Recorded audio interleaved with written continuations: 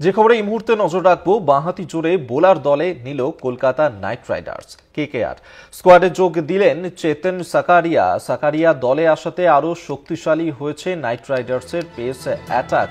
বাঁহাতি জোরে বোলার দলে নিল কলকাতা নাইট রাইডার্স এবং তাদের টিমে এবার যোগদান করল চেতন সাকারিয়াকে নিজেদের দলে নিয়েছে নাইট রাইডার্স এবং চেতন সাকারিয়া তিনি এই নাইট রাইডার্সে যোগ দেওয়ার কারণে আরও শক্তিশালী হয়েছে তাদের পেস অ্যাটাক, এমনটাই কিন্তু মনে করছেন খেলোয়াড় বিশেষজ্ঞরা। কেকেআর স্কোয়াডে যোগ দিয়েছেন চেতন সাকারিয়া। আপনাদেরকে জানিয়ে রাখবো, যেখানে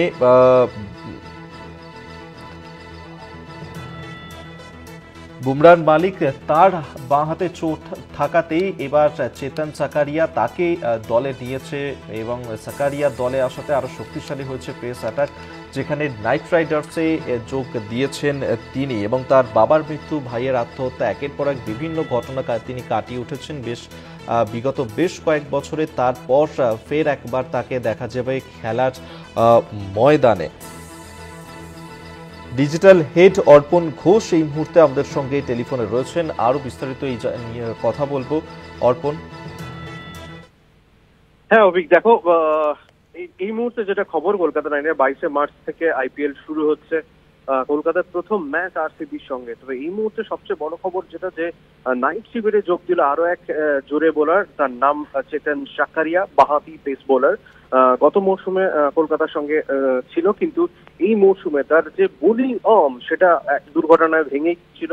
তারপর দীর্ঘদিন ধরে এনসিএতে ব্যাঙ্গালোরে প্র্যাকটিস করেছিল, আস্তে আস্তে সুস্থ হচ্ছিল এবং তারপরই কিন্তু তাকে আবারও দলে নেওয়া হয়, কলকাতার দলে নেওয়া হয় এবং পরিবর্তন হিসেবে কিন্তু উমরান মালিকের পরিবর্তন হিসেবে তাকে নেওয়া হয়েছে। কারণ উমরান মালিককে নিলামে কিনেছিল কলকাতা, কিন্তু তার ইনজুরি থাকায় তাকে শেষ পর্যন্ত স্কোয়াডে নেওয়া যায়নি। তো সেই কারণে মাত্র 75 লাখ টাকায় চেতন সাকারিয়াকে দলে নিল কলকাতা নাইট রাইডার্স। এখানে একটা জিনিস তোমায় জানিয়ে রাখি, যে কলকাতা নাইট রাইডার্স দলে যারা থাকেন বা খেলেন, তাদের যদি কোনো দুঃসময় যায় বা ইনজুরি যায় বা খারাপ সময় যায়, কলকাতা নাইট রাইডার্স ফ্র্যাঞ্চাইজি কখনো তাদের হাত ছেড়ে দেয় না। কিন্তু গত মৌসুমে চেতন সাকারিয়া যে ছিল, তারও একটি দুর্ঘটনা, তাকে বোলিং আর্ম ভেঙে যাওয়ার কারণে কোন রকম বোলিং এ করতে পারছিল না, রাজ্য দলের সুযোগ পায়নি, আইপিএল এর নিলামে তাকে কেউ কেনেনি কোন রকম ভাবে। কিন্তু কলকাতা নাইট রাইডার্সের বোলিং কোচ ভরত অরুণের তত্ত্বাবধানে অবশেষে তিনি কলকাতা নাইট রাইডার্সের নেটে বোলিং করা শুরু করেন। সেখান থেকে তিনি সুস্থ হবার পর তাকে কলকাতা নাইট রাইডার্স স্কোয়াডে অন্তর্ভুক্ত করেন। এক কথায় বলা যেতে পারে যে উমরান মালিকের পরিবর্তন হিসাবে বাঁহাতি ফাস্ট বোলার চেতন সাকারিয়াকে দলে নেওয়ায় যথেষ্ট শক্তিশালী হলো কলকাতা নাইট রাইডার্সের বোলিং বিভাগ। কারণ এর আগে 19টা আইপিএল ম্যাচ খেলেছে চেতন সাকারিয়া, তার উইকেটের সংখ্যা কিন্তু 20। নিঃসন্দেহে বড় পদক্ষেপ কলকাতার, এবং অবশ্যই চেতন সাকারিয়ার জন্য একরকম প্রাপ্তি বলা যেতে পারে। অভিক, ধন্যবাদ তোমাকে। ডিজিটাল হেড অর্পণ ঘোষ আমাদের সঙ্গে টেলিফোনে ছিলেন।